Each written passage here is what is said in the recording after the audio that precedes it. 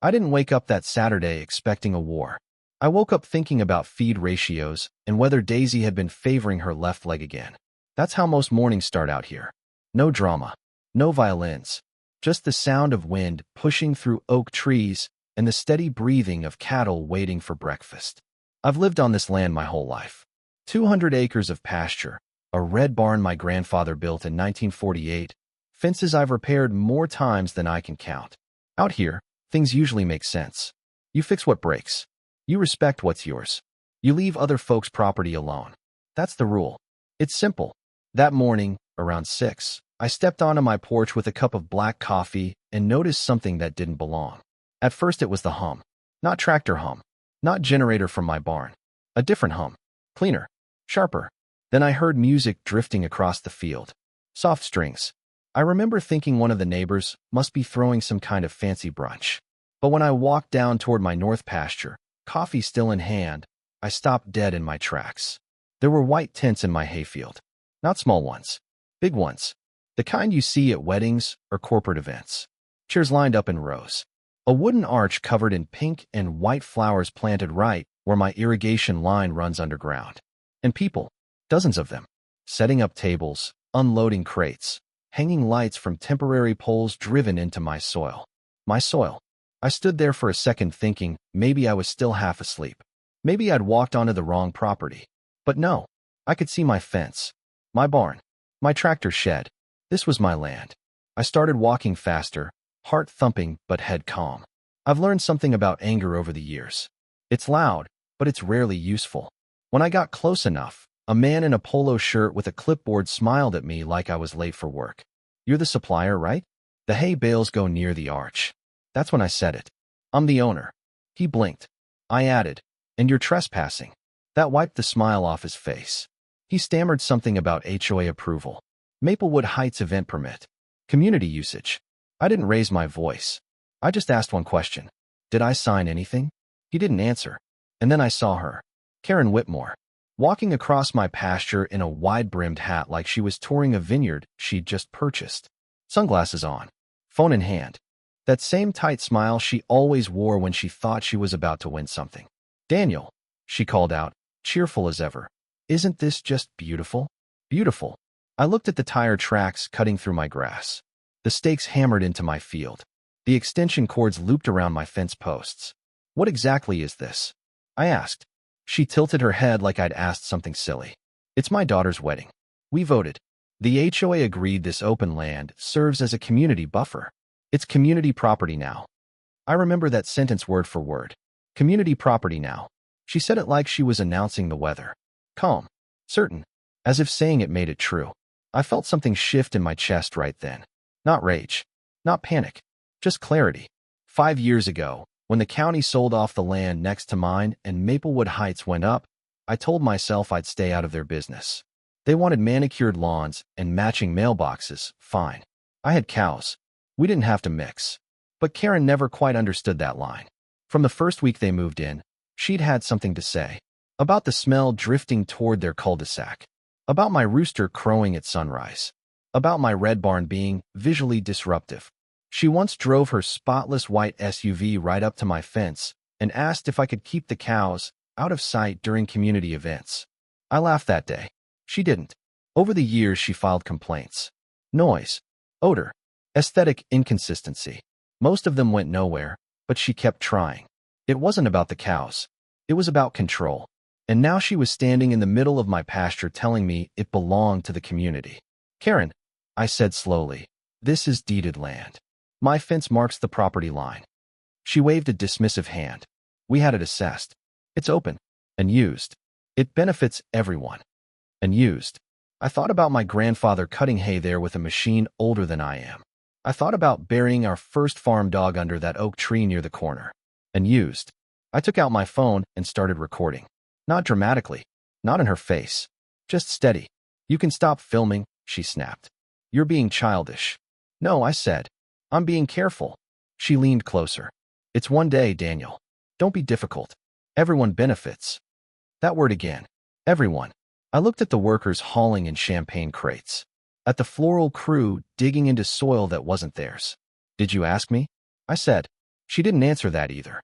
She just turned and started barking orders about centering the arch. That was the moment I realized this wasn't a misunderstanding. It wasn't confusion about lines on a map. She knew exactly what she was doing. She just didn't believe I'd stop her. I walked back to my house without another word. Not because I'd given up, because I needed to think. From my porch, I could see the tents rising higher. I could hear generators kicking on. My cows had gathered at the far end of the pasture, uneasy. I called the county land office, asked them to confirm the parcel boundaries. The clerk pulled it up. "It's yours, Mr. White." Clear as day. I printed the GIS map and laid it on my kitchen table. Black lines. Coordinates. My name stamped over the exact field, now hosting a wedding setup. Then I called Sheriff Don Mallister. We went to school together. "Don," I said, "I've got a situation." He sighed before I even finished. "Is it Karen?" "Yeah." I explained. He paused. "You asked them to leave?" "I did. And they didn't." He scratched his beard through the phone. I could picture it. "It's trespassing. Civil matter mostly. I can tell them to clear out, but she'll scream harassment. You know how she is." I did. "What are my options?" I asked. "You can protect your land. Just don't damage their stuff. Don't get physical. Record everything." Record everything. I hung up and stepped outside again. The arch was fully decorated now. White chairs lined up in neat rows. It looked expensive. It looked intentional. It looked like they believed this was already theirs. Karen stood in the center of it all, directing traffic like a queen inspecting her kingdom. And that's when I understood something important. She wasn't testing the land. She was testing me. She believed I was too quiet, too rural, too patient. She thought I'd grumble and let it slide. She thought her version of community overruled my deed. I took a long breath. The sun was starting to dip. Workers packed up for the night, leaving the field half transformed into something it had never agreed to be. I walked out there after they left, boots pressing into grass flattened by strangers. I stood under that flower arch and looked around at the evidence of someone else's assumption. This land has fed my family for 3 generations. It's not decorative space. It's not a backdrop. It's work. It's memory. It's mine. And if Karen thought she could build her daughter's fairy tale on top of that without asking, then she was about to learn something about boundaries. I didn't know exactly how yet, but I knew one thing for certain. By the time her guests arrived tomorrow, this wouldn't feel like borrowed land anymore. It would feel exactly like what it was. And I had all night to decide how to remind her of that. That night, I didn't sleep much. Not because I was furious. Fury burns fast and fades. What kept me awake was the sound. Generators humming faintly across my pasture. Workers laughing in the distance as they finished tying off lights under my oak trees. It was the kind of noise that doesn't belong on farmland after dark. Out here, when the sun drops, the land settles. Crickets take over. Cows shift and breathe. The wind moves slow. But that night my field sounded rented. I sat at my kitchen table with the parcel map spread out in front of me, tracing the boundary line with my finger like I hadn't memorized it already. My grandfather used to say, "A man who doesn't know his lines won't know when they're crossed." Mine had just been crossed in broad daylight. Around 10, I stepped back outside. The tents glowed soft white under string lights. From a distance, it almost looked peaceful, like something out of a magazine. That's the part that gets you. Entitlement rarely looks ugly at first. It looks organized, polished, reasonable. I walked down toward the fence and saw something that tightened my jaw. A 20-foot section had been removed. My fence posts were lying in the grass like they'd simply been inconvenient. I crouched and picked one up. Fresh dirt clung to the base. They hadn't even tried to hide it. They'd widened the opening to create a better view of the ceremony space. A better view of my land. That wasn't oversight. That was a decision. I pulled out my phone and recorded everything. The missing posts. The disturbed soil. The extension cords looped through my property markers. Evidence isn't dramatic. It's quiet. But it wins. When I walked back toward the house, I saw headlights coming up the gravel road. Another delivery truck. It was nearly 11. I waited by the gate as 2 men jumped out carrying what looked like large decorative lanterns. "Evening," one said cautiously. "We're just finishing setup for the Whitmore wedding." I nodded. "On my land." He shifted awkwardly. "We were told it was cleared." "By who?" He didn't answer. They never do. Because somewhere deep down, they know. I let them pass, not because I accepted it, but because timing matters. That's something farming teaches you. You don't harvest early just because you're impatient. You wait until it's right. Back inside, I poured myself another cup of coffee and called Don again. They pulled down part of my fence, I told him. He went quiet. That changes things, he said. You want me to come out? I thought about it. If he shut it down right then, Karen would scream victim. She'd twist it into harassment. Not yet, I said. Just wanted it documented. He paused. Danny, whatever you're thinking, keep it legal. I smiled to myself. Always do. Around midnight, the workers finally cleared out. Silence crept back in, thin and uneasy. I walked the field once more before turning in. The chairs stood in perfect rows. The arch framed the horizon like it owned it. A wooden sign near the entrance read, "Welcome to the Whitmore wedding." I stared at that sign longer than anything else. Welcome. That word only works when you're invited. I didn't touch anything. Not yet. I went to bed knowing that by tomorrow morning this wouldn't be a quiet setup anymore. It would be a full event.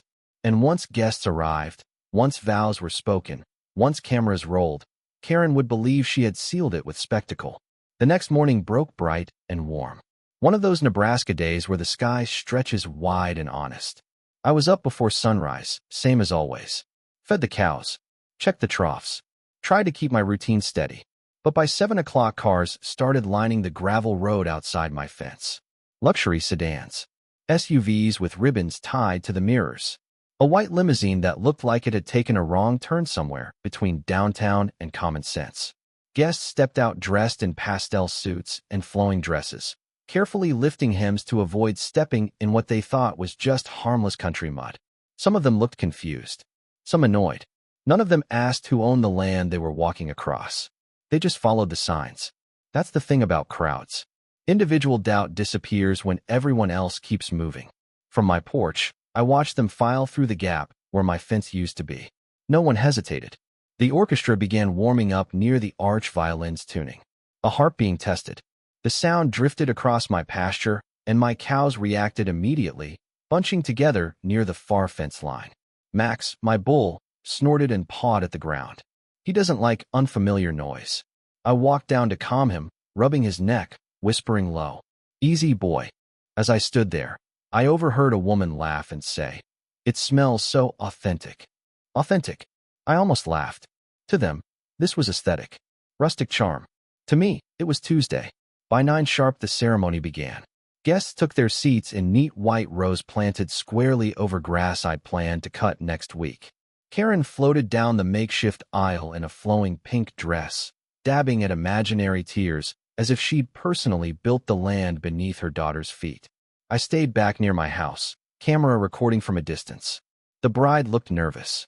The groom looked like a man who'd agreed to something he didn't fully understand. And when the officiant asked if anyone objected, I felt something tighten in my chest. Not because I wanted to shout, but because I understood how invisible I'd been made in my own field. I didn't interrupt. I didn't move. I let them finish. Applause erupted. Music swelled. Champagne corks popped. And just like that, my pasture was officially part of someone else's story. But Karen wasn't done. Around midday, she climbed onto a small platform near the arch and tapped the microphone. "Before we celebrate," she announced, voice carrying clearly across the field, "I want to thank everyone for coming to Maplewood Heights' most picturesque location. I'm so proud we transformed this old farmland into something truly special." Old farmland. Transformed. I felt that one land harder than the rest. It wasn't about a party anymore. It was about erasure. About pretending what existed before didn't matter. I zoomed in with my camera and made sure her words were clear.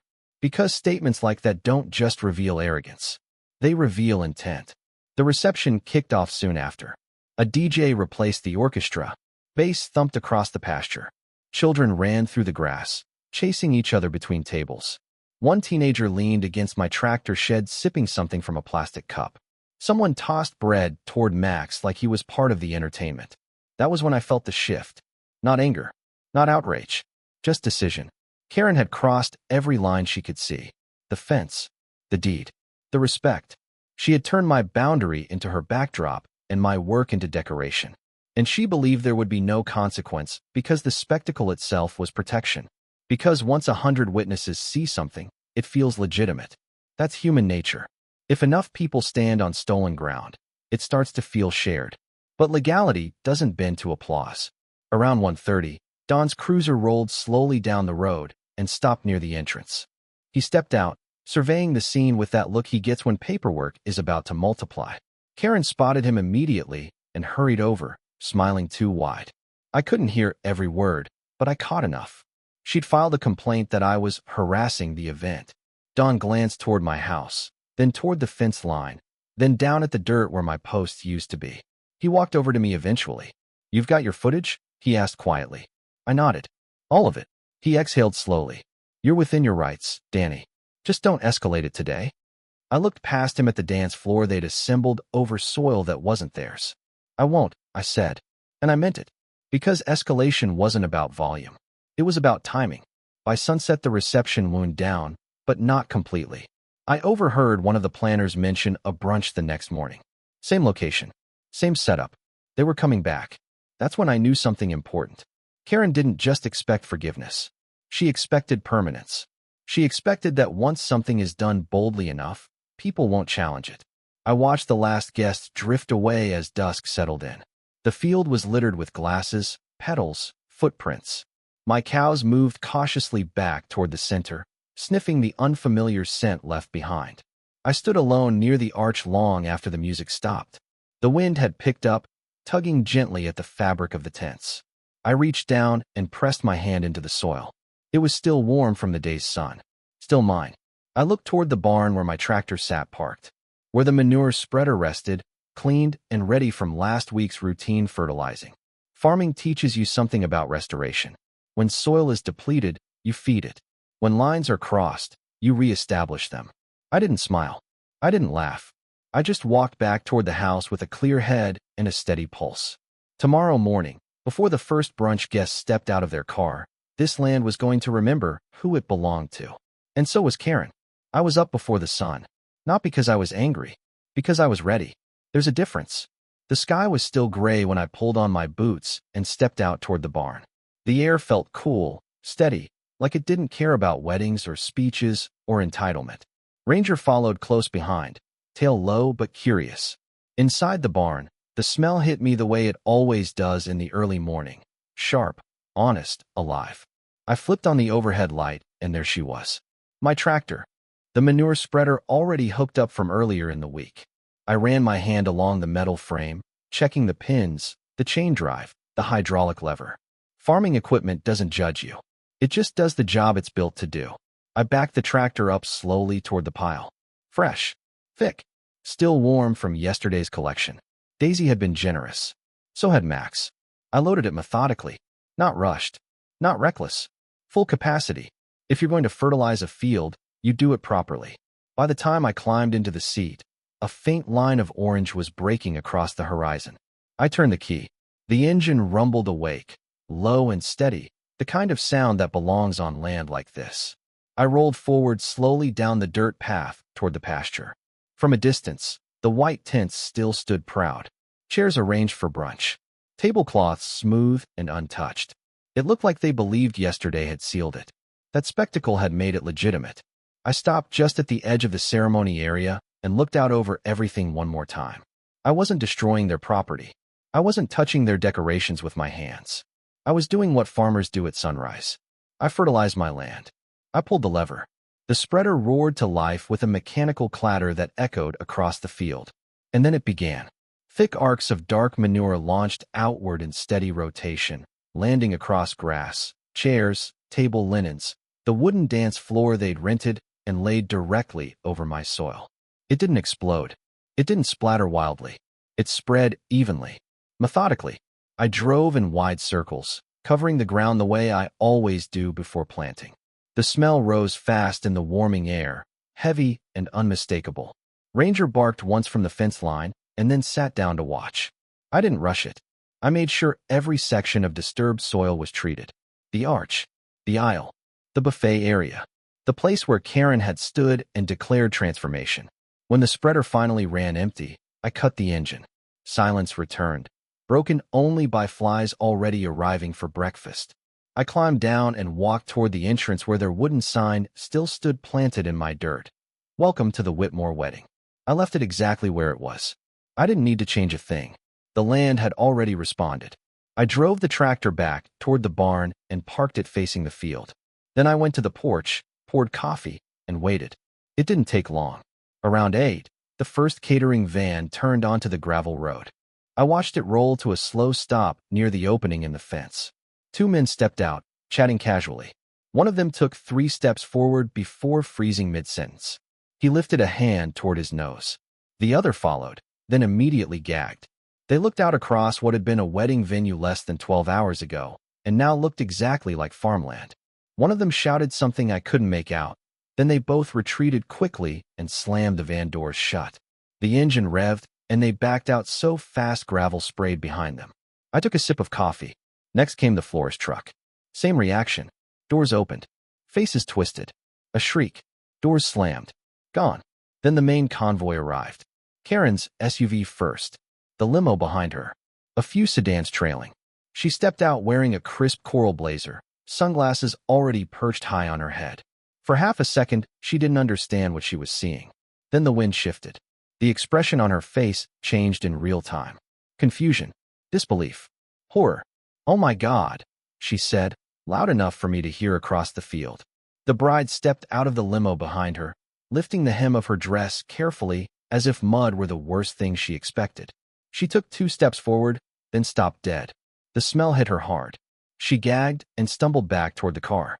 The groom stepped out next, looked across the chairs now streaked dark, the arch sagging under weight it hadn't anticipated, and just stood there blinking.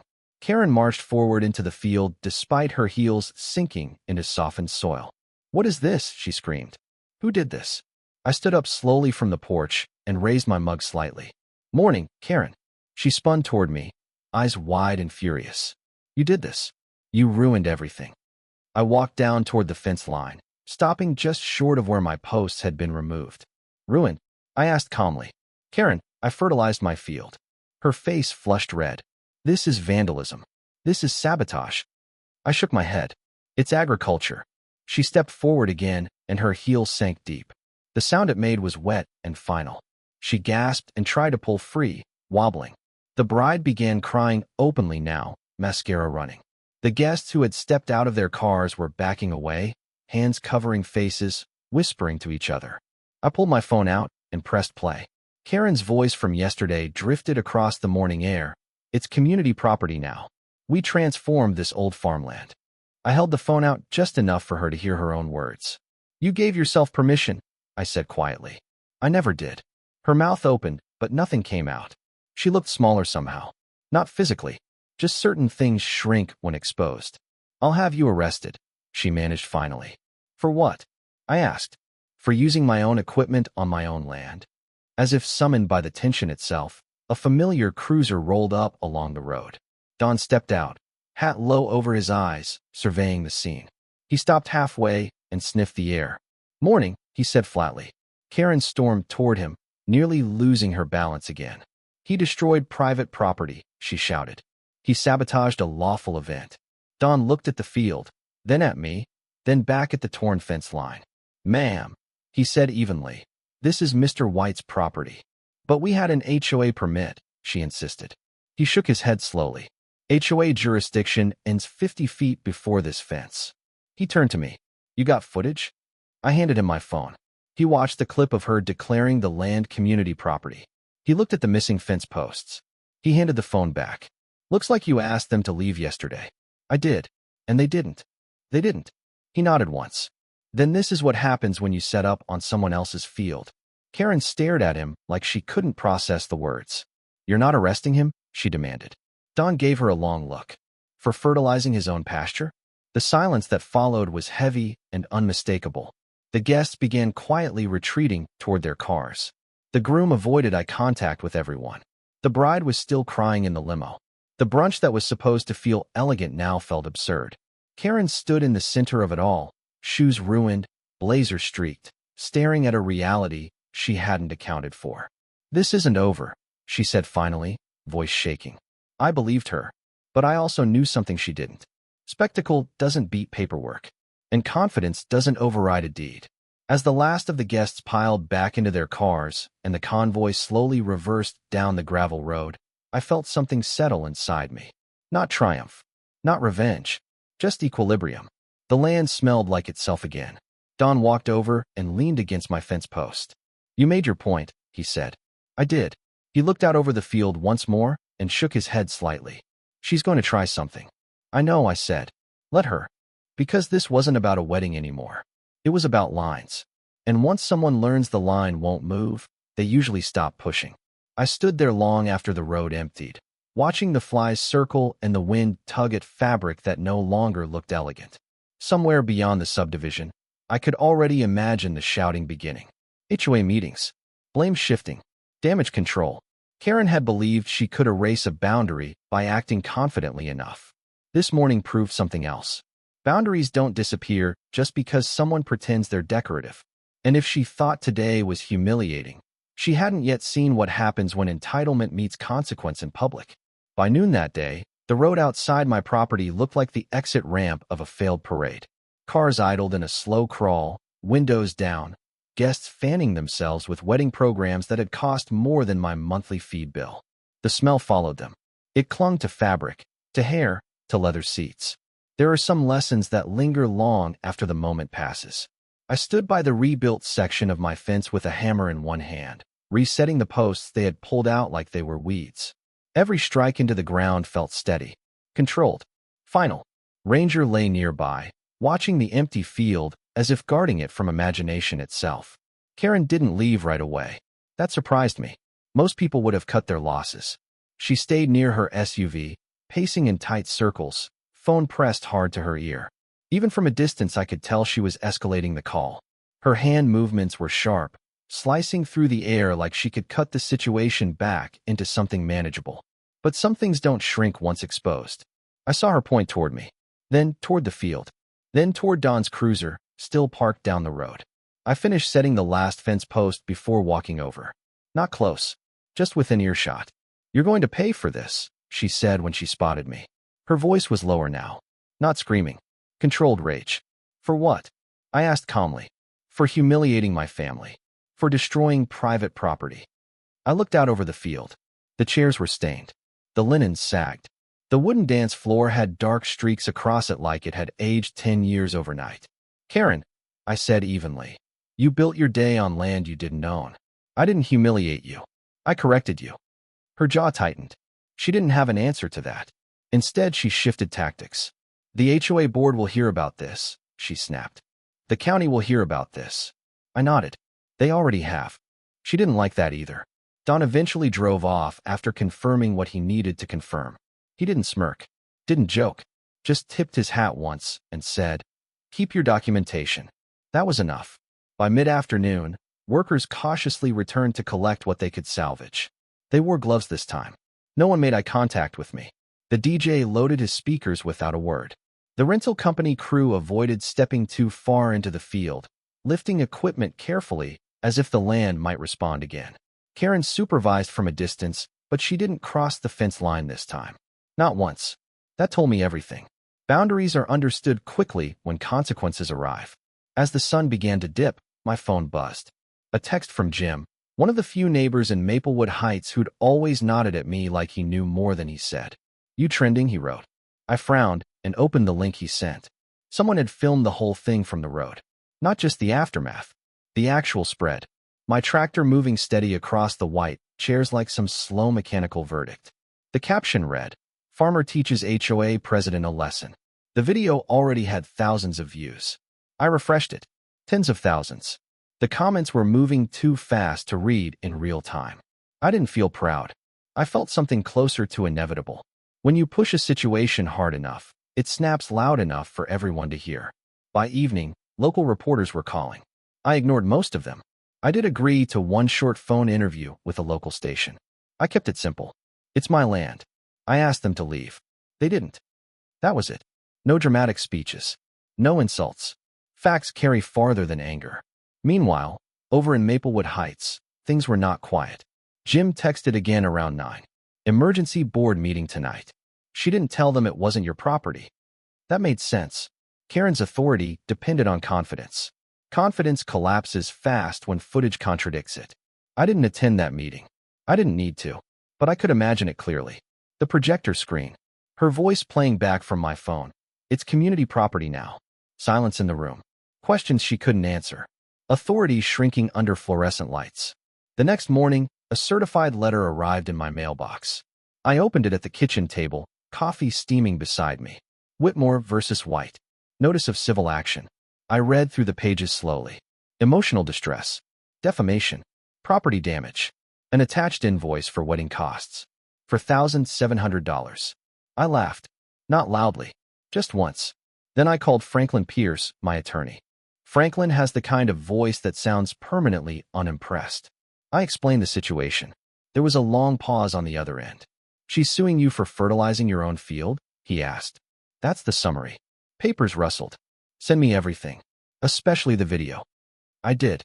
2 days later he called back, barely containing amusement. Her attorney withdrew. That was quick. Apparently, she failed to mention the trespass, or the fence removal, or the recording of her declaring ownership. I leaned back in my chair. So unless she'd like to continue funding my grandchildren's college tuition, this goes nowhere. It didn't stop there. By the end of the week, the video had crossed 1 million views. Radio hosts were referencing it. Social media had turned it into a symbol. People sent messages from all over. Stories about HOA fines. About power-hungry neighbors. About feeling steamrolled. I didn't respond to most, but I read them. What struck me wasn't the humor. It was the recognition. People don't just react to manure. They react to someone finally saying no. 3 days after the lawsuit evaporated, another letter arrived. This one from Maplewood Heights HOA. Official letterhead. I opened it expecting another complaint. Instead, I found something different. The board had voted to remove Karen as president effective immediately due to misuse of authority and public embarrassment. There was even mention of a fine levied against her for unauthorized use of adjacent property. I read it twice. Not because I was shocked, but because I wanted to be sure it said what it said. Authority doesn't collapse overnight without pressure. She'd built her power on certainty, and certainty is fragile when tested. Later that afternoon, a man I recognized vaguely from the subdivision pulled up at my gate. Mr. Hollis, the new board president, as it turned out. Retired schoolteacher. Soft voice. He held a pie awkwardly in both hands like it might explode. Mr. White, he began nervously. I wanted to apologize. What happened was unacceptable. I nodded, but didn't invite him past the fence. We've revised some bylaws, he continued, and we'd like to offer compensation for any damages. I looked out at my field. The grass where the ceremony had stood was darker now, richer, already absorbing what had been spread. No damages, I said. Just keep your people on your side of the line. He nodded quickly. We will. He left the pie. Apple. Homemade. That night, I stood on my porch watching the sun sink behind the same oak trees that had framed Karen's arch days earlier. The field was quiet again. No music. No speeches. Just wind and insects and the low, steady breathing of cattle. The subdivision lights flickered on in the distance, smaller than they'd felt before. I didn't celebrate. I didn't gloat. I rebuilt the fence properly. Higher posts. Reinforced wire. Clear boundary. I hung a small wooden plaque on one of the posts facing outward. Respect boundaries. Grow peacefully. Not for Karen. For whoever comes next. Because there's always someone next who thinks confidence can replace permission. A week later, I ran into Karen at the grocery store in town. She looked different. Less polished. The sharp edges of certainty worn down. We locked eyes briefly. She opened her mouth as if to speak, then thought better of it. Some lessons don't need repetition. She left town a month later. Sold the house quietly. No farewell speech. No announcement. Maplewood Heights carried on under quieter leadership. Community garden projects. Farmers market weekends. Less noise. More listening. As for me, I went back to my routine. Feed at dawn. Fence checks. Tractor maintenance. The land didn't change because of one incident. But something else did. The assumption that it could be taken.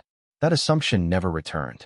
And when I walked past that stretch of grass where the wedding once stood, I noticed something almost ironic. It's greener there. Thicker. Healthier than the rest. Fertilizer does that.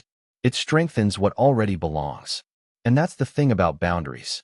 When you reinforce them properly, everything grows better on the right side. 6 months passed, and the land forgot the noise long before the internet did. That's the thing about soil. It absorbs what happens to it and keeps moving forward. Grass grew back thicker over the stretch where the dance floor once stood.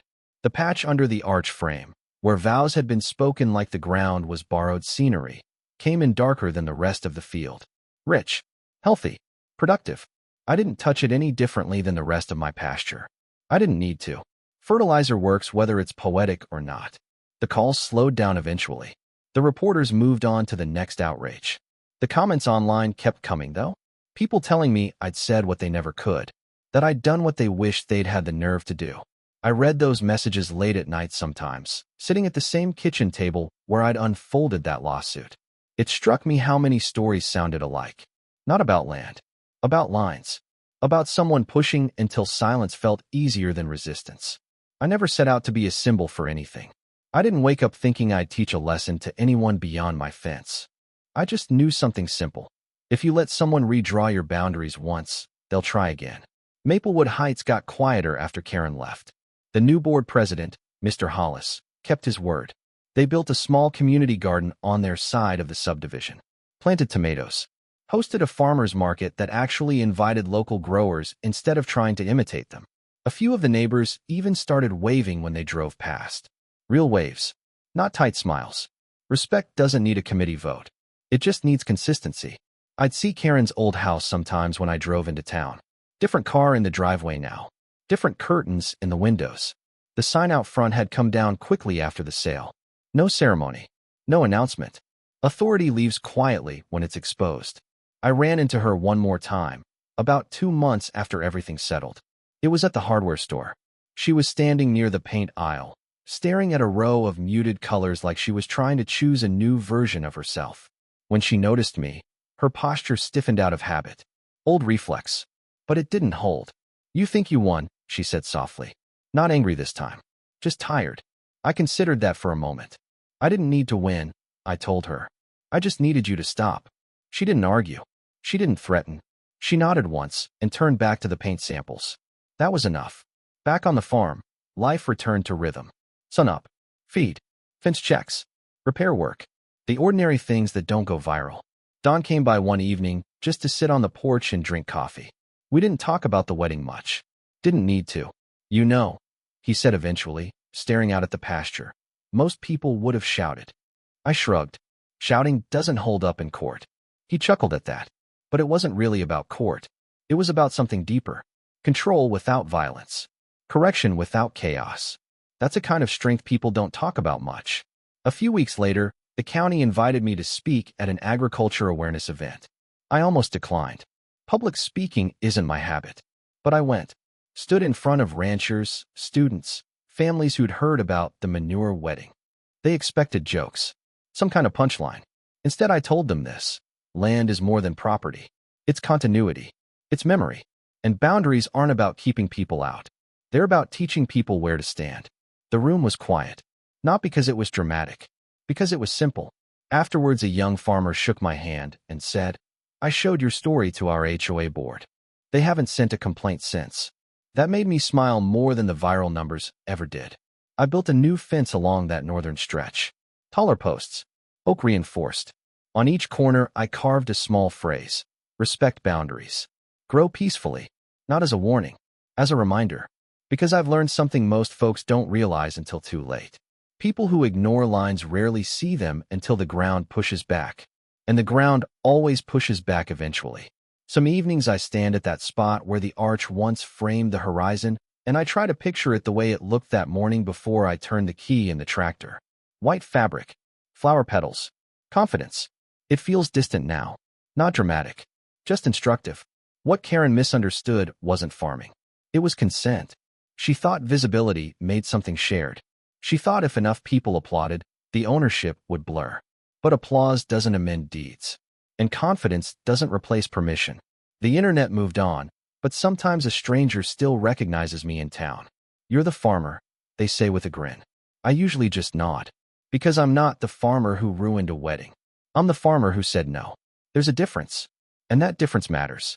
The cows don't know any of this, of course. They graze the same way they always have.